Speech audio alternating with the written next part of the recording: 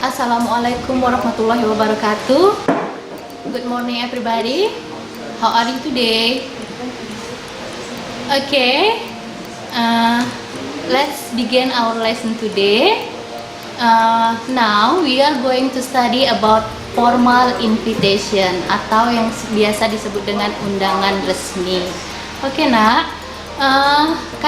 kalian belajar ini dengan tujuan yaitu untuk bisa menjelaskan macam-macam bentuk dari undangan resmi dan supaya dapat menentukan fungsi sosial, struktur teks, unsur kebahasaan dari undangan resmi. Okay, now I will show you an example of formal invitation.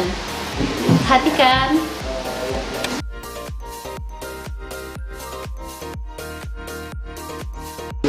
Okay, from the picture that I will show you, you can tell me what the type of the invitation in the picture. Okay, good. Yeah, graduation invitation. And the second picture? Okay, good. It's meeting invitation.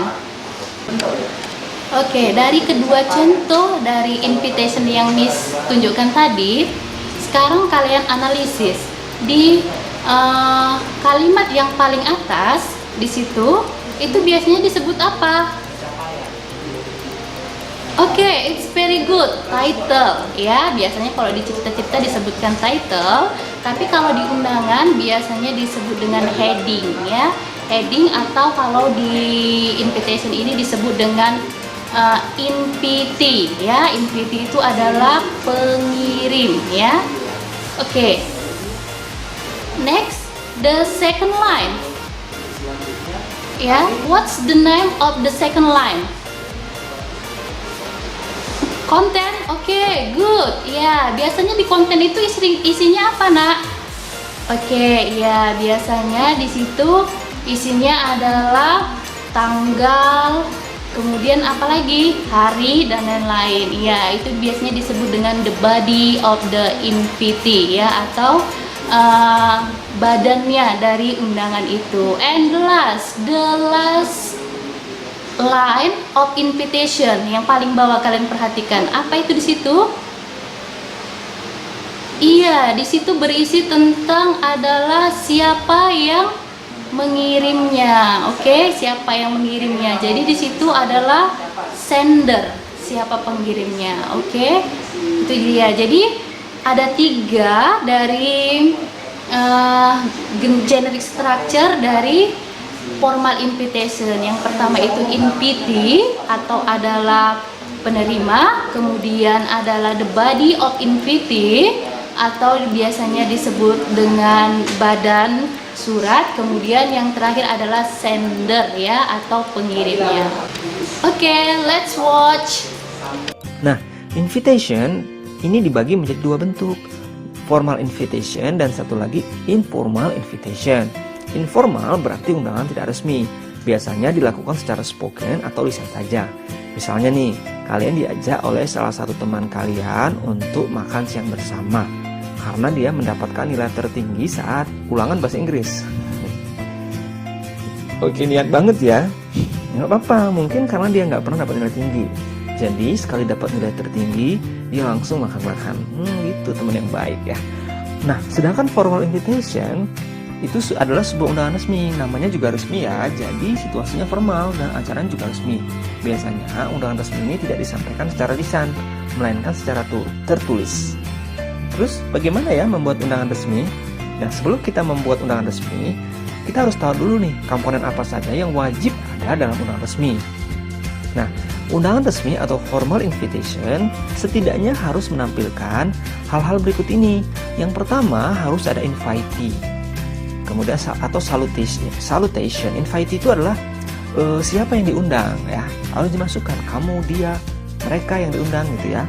Yang kedua harus body of invitation. Body of invitation ini isi undangan. Nah, dalam isi undangan biasanya mencakup hal-hal berikut ini. Yang pertama harus ada harus jelas eventnya apa atau occasionnya apa. Undangan ini dibuat untuk acara apa gitu ya. Selanjutnya harus ada day, date, and time. Ini penting nih, harus masukin hari, tanggal, dan waktu yang jelas. Kan aneh ngundang tapi nggak ngasih tahu kapan. Serem juga kan gitu ya. Selanjutnya setelah waktu, kemudian hari, tanggal, juga teman-teman harus memasukkan place-nya atau venue-nya. Ini acara di mana gitu ya. Tempatnya harus jelas. Dan yang terakhir, harus juga jelas host atau inviternya siapa. Ini orang yang punya acara siapa sih, kayak gitu. Nah, oke ya. Selain itu, selain komponen yang saya sebutkan itu, selalu juga harus diperhatikan bahwa undangan resmi ini biasanya dicetak pada selembar kartu undangan dengan memperhatikan karakteristiknya biasanya sebagai berikut.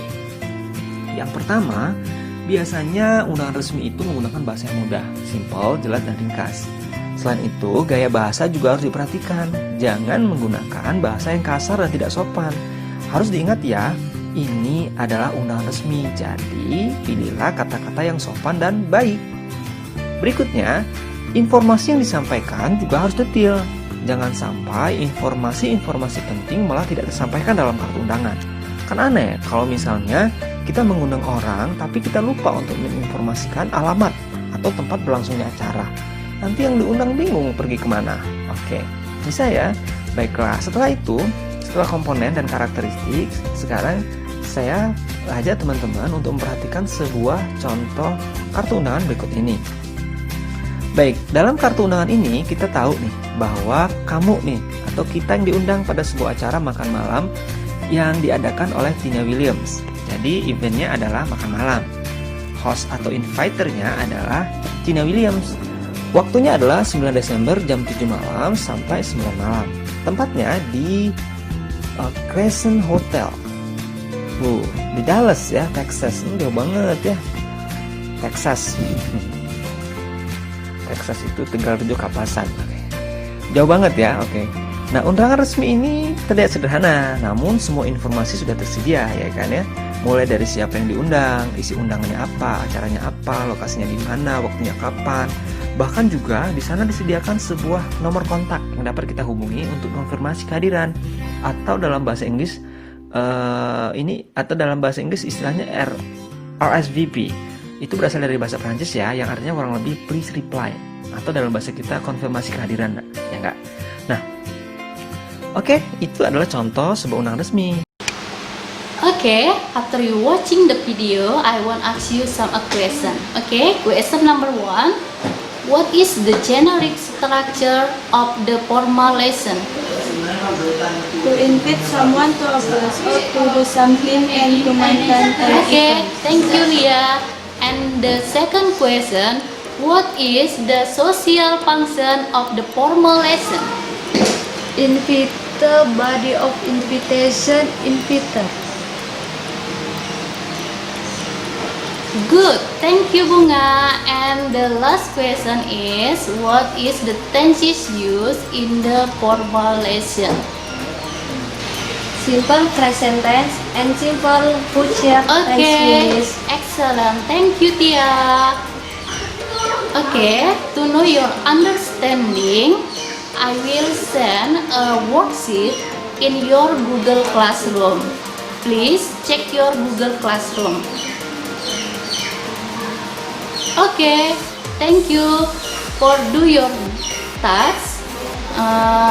Now I want give a little question after we are studying about formal lesson. Okay, do you have any problem when you study about the formal lesson? Nothing. Okay, nothing. Thank you for joining this class. Thank you for following our lesson. Now I think that's enough our meeting today. Thank you. Assalamualaikum warahmatullahi wabarakatuh.